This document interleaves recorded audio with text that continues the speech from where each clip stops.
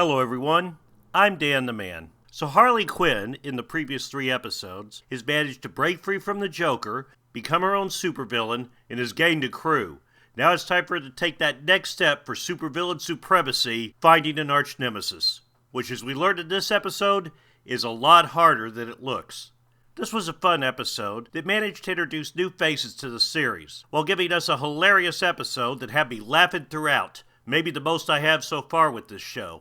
First off, I have to mention Robin, Harley and crew's wannabe nemesis. And if you were wondering which Robin was Batman's sidekick in this show's universe, we now know.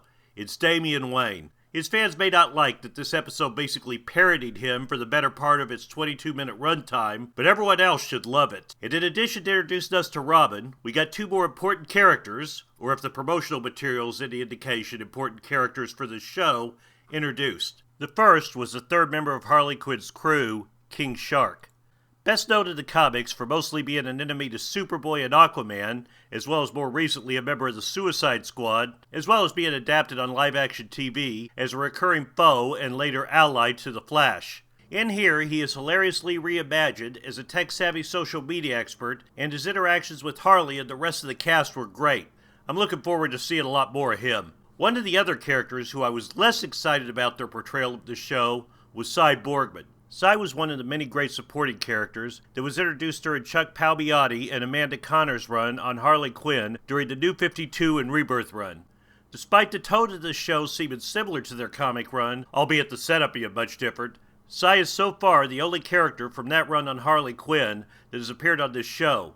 And if a tweet from Palmiotti is any indication, he might be the only one, at least in this batch of episodes. While many characters have changed in this version of the show versus how they are seen in the comics, this was the most disappointing. In the comics, Borgman was a former spy during the Cold War, where in this version, he seems to simply be Poison Ivy's landlord. That just seems like such an uninspired way to use him. Almost as if he was slapped awkwardly on just to be the token modern Harley Quinn character. It's too soon to tell where they're going with him, and Jason Alexander isn't inspired casting for the role, but sadly, I was underwhelmed by him so far. Although while we're speaking of characters not seen on the show before, I also gotta give props to Superman, who was hilarious in this episode, especially in the bit of him crashing through the wall. That was a great moment showing how good this show is at deconstructing some common superhero elements. The episode's running gag of comparing a supervillain getting a nemesis to a relationship didn't feel entirely original, I will admit.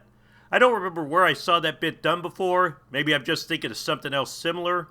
But either way, it was well done and made for a lot of laughs, including the Tommy Tomorrow name drop we got. I also loved the fight scene at the end, where slowly more and more players came crashing into the fight.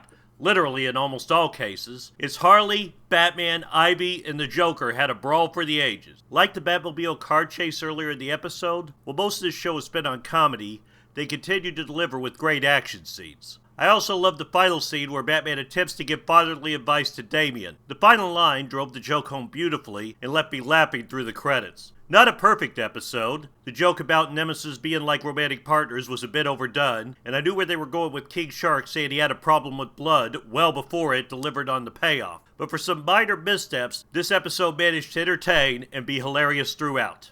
Thanks for watching. If you liked this video, don't forget to like, comment, and subscribe. I'm Dan the Man, and I'll see you next time.